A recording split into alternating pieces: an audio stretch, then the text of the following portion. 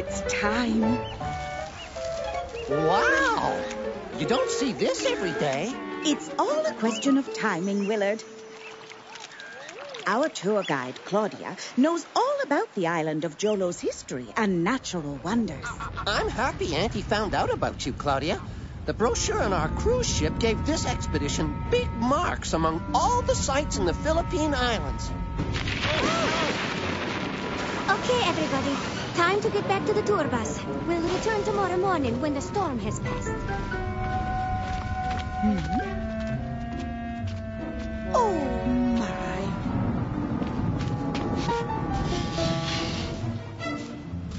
Run along now.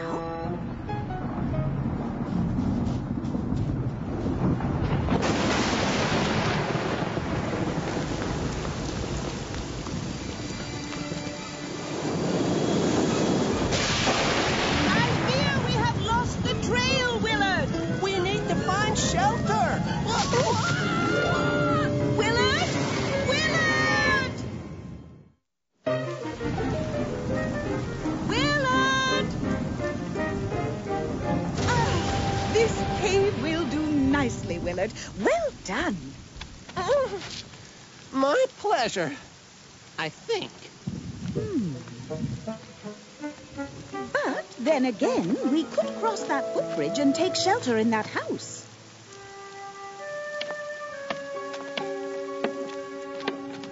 Go away! Leave us alone!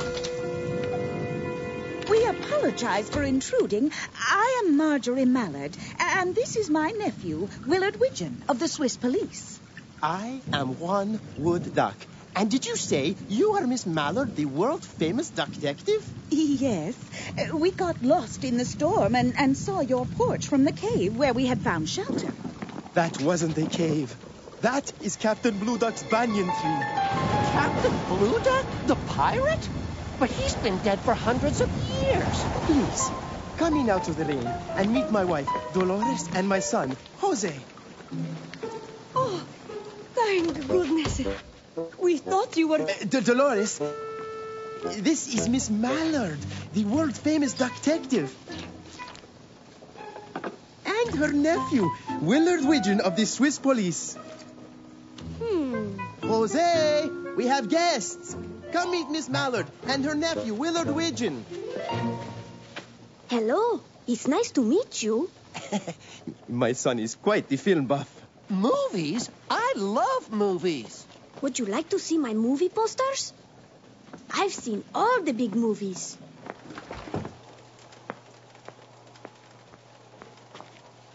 I've seen most of these movies, too. There's ducks in space, and there's... But, Juan, we must tell her. We need help. I don't mean to intrude, but is there something the matter? Nothing a world-famous detective can't put a stop to. Very well. We will tell you. It is a story that begins hundreds of years ago. In the year 1602, when ships of notorious pirates lived on the islands, and the most notorious of them all was Captain Blue Duck. You cannot take me, scourges! When the Spanish conquered the Philippines, their first task was to drive the pirates away. Abandon ship, laddies! Paddle, laddies, like ye never paddled before. Do you want them to take Captain Blue Duck's treasure? That fateful day, he buried his treasure in the jungle. And it has never been found. I know that for certain, because I have the only copy of Captain Blue Duck's diary. In it, he describes his last stand, and that he hid his treasure in a tunnel to the right of that banyan tree. And there is no mention in the diary that he ever retrieved the treasure. When Juan found the diary in an old box of books at an auction in Manila, we decided to move to the island to find the treasure. But we never found the tunnel, and now it is time to give up. We are almost out of money and must now sell our property and return to Manila to work. But then the trouble started. Trouble? I don't like the sound of that.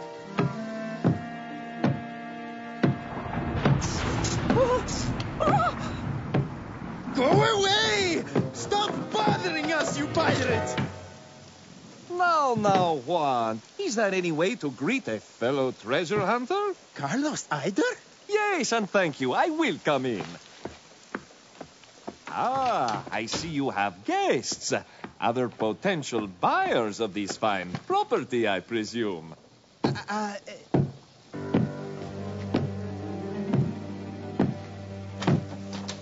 beg your pardon, Juan. I am looking for two of my... the missing members of my tour group. Carlos.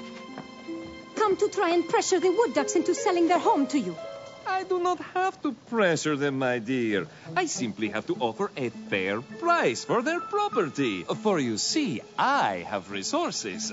Unlike some ducks who want things for free. I can't afford to buy Juan's land, but he can donate it to my nature preserve.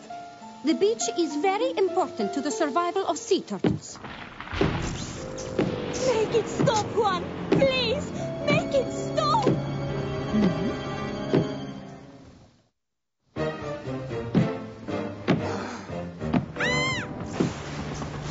When I get my wings on you! Do we have a deal, Juan? Let's shake on it. What's this? Secret meetings? Secret plots? I told you, Juan, no one can beat the price I will pay for your shack. Oh, when I am through with your property, it will be like a palace. I deserve to get it so it can be preserved. You already have enough land, Jorge and Pepe Til. I will bulldoze the entire area until I find that treasure. Not a rock will remain unturned. No tree left rooted to the ground. Dolores, I noticed that you became very nervous each time you heard the tapping on the porch. Like you were expecting someone else. We were the ghost of Blue Duck. Everyone out! We will make a decision soon. Until then, please leave us alone. But dear, I must have this land. Where else will we put the pool and the tennis courts? Yes, dear. Good. The storm is passing. At least send me Blue Duck's diary, Right now, I'll triple what I've offered you before. As you wish. But you'll sell it to me. You'll see. I must return to the tour bus. We're with you, right, Auntie? Of course, unless the wood ducks would like us to stay. The tour will come back tomorrow morning. We'll meet you on the beach. I have a sinking feeling about this. Thank you, Miss Mallory. I want you to see the ghost of Blue Duck for yourself. I don't want to see it. How do you know he will make an appearance? Because he always does. When the fog rolls in at night after a big storm, then there is that constant tap, tap, tapping on the front porch as he walks back and forth with his peg leg. Please help us. No one knows about the ghost of Blue Duck. If ducks find out, no one will want to buy our home. We will be ruined. Do not worry. Willard and I will stand guard tonight. We will? You actually want us to hang around waiting for a ghost? That is precisely what we must do.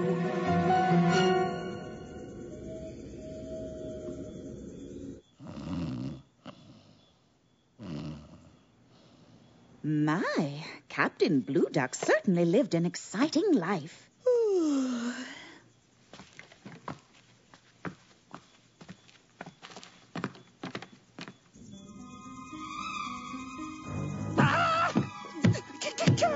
Cap! Blue! Captain Blue Duck, I presume. Come along, Willard! Wait a minute! You didn't say anything about following the ghost! I can't believe we're in a foggy jungle in the middle of the night looking for the ghost of a fierce pirate who lives in a spooky old tree. Now, Willard, we have not yet determined if the ghost is actually real. He sure looked real.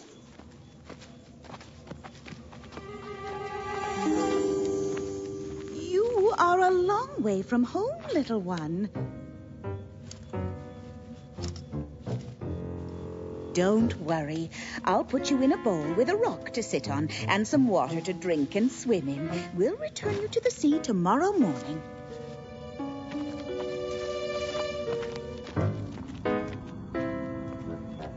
Did you see him? Did you see Blue Duck? Did we ever? I am not yet sure what we saw. Well, I am. You've seen the ghost of Blue Duck. Now will come the awful tap, tap, tapping all night long, over and over again.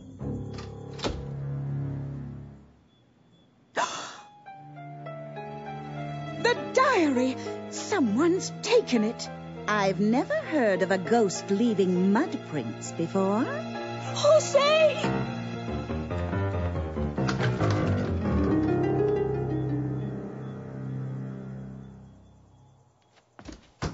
Don't fret. Jose is sound asleep. Oh, no. It's starting. We've got you now, Blue Duck. Ah! No one's here. How mysterious.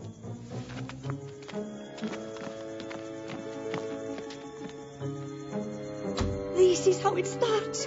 And it goes on and on and on. Ah! May I use this bowl for a turtle I found? Oh, yes. You will need a little sand, seaweed, and seawater for the bowl so the baby turtle will feel at home. I have some for emergencies like this. A turtle? Mud on the floor? The banyan tree? A treasure in a tunnel on the right side of the tree. What does it all mean? Auntie, come quickly.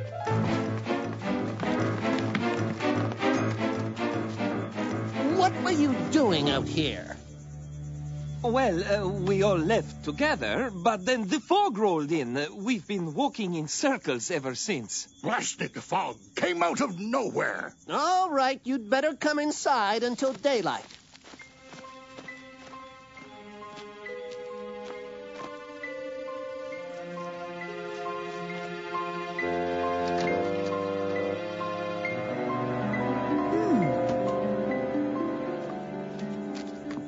This ghost will most certainly affect the price of the property, Juan.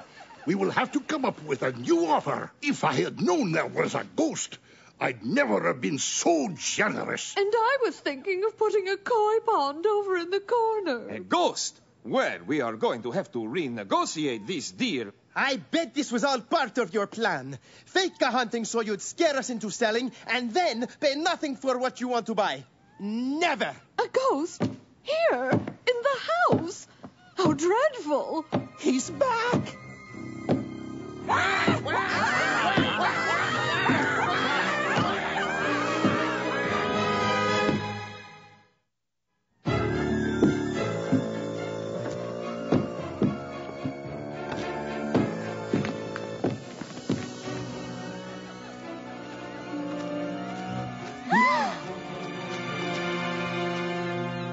I was just coming to see how the nests were doing before bringing the tour group.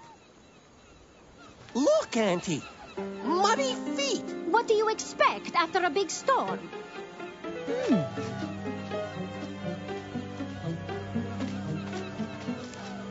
I see. Everyone, please go back inside. I have solved the mystery. Huh?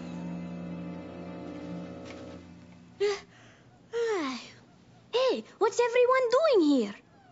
Miss Mallard has solved the mystery of Blue Duck's ghost. I have, and it was easy, because there is no ghost. Huh? But, Auntie, we saw it with our own eyes. No, Willard. We saw what someone wanted us to see. But I have known the ghost isn't real since he first appeared to us. I noticed then he had a peg on his left leg. Yet when I read Captain Blue Duck's diary, it clearly stated how he lost his right leg, which is where the peg should be. I would imagine if the ghost were real, the peg would be on the proper leg. But it wasn't. Thus, a fake, a hoax, a trick. I knew it! The hunting was a fake to scare us away, so we'd let the place go for a song. Well, it won't work, I tell you. Whoever menaced us won't get away with it. You are right to suspect them, Juan, for they each have a motive. First, there is Carlos, the treasure hunter. He wants to buy the land to turn it all over looking for the treasure. Then there are the Teals, the wealthy neighbors who want to build their swimming pool and tennis courts on Juan's land. I bet they are working together with Carlos. They could split the cost of the land, and after Carlos finds the treasure, the Teals will be free to build. I also noticed all three had umbrellas, which could be used to make the tap-tap-tapping noises that have so annoyed the wood ducks. Then again, Claudia's walking stick could be used for the same purpose. But then again, the same could be said of Willard and I, who also have walking sticks. No, we have no shortage of suspects. But the real culprit has to know when the fog rolls in to bring forth the ghost. Blasted fog came out of nowhere. And it is clear to me that Carlos and the Teals have no idea about when the fog rises, which one told me always follows in the night after a big storm. And that's when the ghost makes his appearances. And since Carlos and the Teals were witness to the ghost themselves, they could not possibly have been out impersonating Blue Duck. Then it's got to be Claudia. She wasn't around then. It makes sense. If everyone found out about the ghost, I would be offered very little money for my land. And since I would be almost giving it away, I might as well give it to her. This is outrageous. No, Claudia is not guilty. The real culprit actually doesn't want the wood ducks to move away. The real culprit wants them to stay, so it can only be Jose Wood Duck. But you and Juan saw Jose in bed. It certainly looked that way, but it could have been pillows and blankets. As you know, Willard, looks can be deceiving. And if Jose is such a film buff, why doesn't he have a movie projector? But he does. I saw one in his room when he showed me his movie posters. As I suspected. Jose got the idea to film the picture of Blue Duck from the diary and then project it onto the fog, which would act like a movie screen. The only problem was that he would have to rewind the film, which would make a lot of noise. So he simply played it from reel to reel, which is why Blue Duck always had a peg on a different leg. Which is an important detail, because continuity is one of the hardest parts of making a film. Jose used the back door to the patio next to his room to exit the house and get to the front porch without being seen. And during the night, he went back inside to take the diary, muddy one of his father's slippers and my walking stick, and used them to make the ghostly prints in the room. He took the diary because he didn't want anyone else to read it ever again, so his beloved banyan tree would be safe. But there is no way he could have known that I had already cleaned my walking stick of mud. Thus, another problem with continuity. And only Jose is small enough to climb under the porch, where he could use the electrical outlet to power his projector and make the tap-tap-tap sounds on the porch that mysteriously stopped and started, yet no explanation was available. Wow! I was convinced the ghost was real. But now I know all the facts, I've changed my mind. That is perfectly natural, Willard. But Jose, why? Why put us through such misery? I'm sorry, but I don't want to leave here. This is my home. This is my banyan tree, my beach. It's no fair. You never even asked me. I didn't know what else to do but try and pretend the place was haunted so no one would buy it. But we must leave. Without the treasure, we cannot stay here. Ah, but I have solved that mystery as well.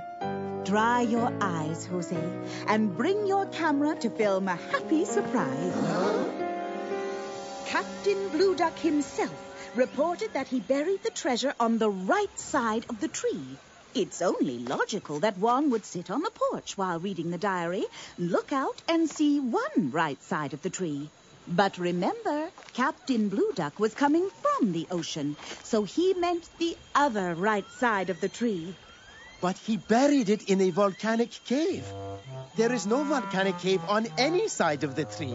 That is because the tree has grown over the years, and the tunnel is now inside the tree. The turtle. That's where it came from. Exactly. When I found the baby sea turtle inside the banyan tree, I realized there must be some kind of tunnel between the beach and here. In the tree. That's why I never found it. And I think I know who can.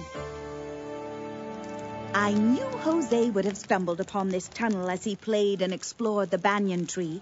He just never made the connection between it and Blue Duck's diary. We found it! We found it! This is great! But now you're even richer than us. Claudia, it would be my pleasure to donate the beach to your nature preserve. Oh, thank you. And my neighbors.